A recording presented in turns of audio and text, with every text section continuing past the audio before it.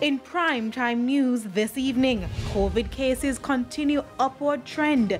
Prime Minister to begin vaccine awareness road tour, but the opposition not optimistic. And later, report suggests compliance at holiday entertainment events fair.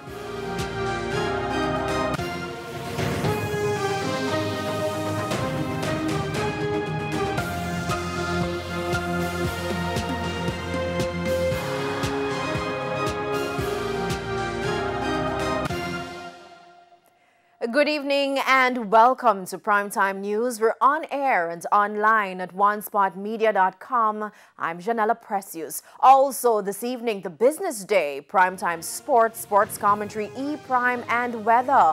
But before the break, the feedback question.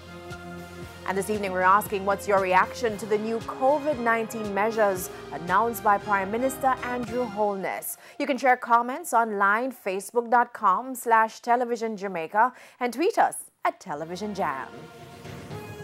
Please stay with us. Primetime News returns after this break.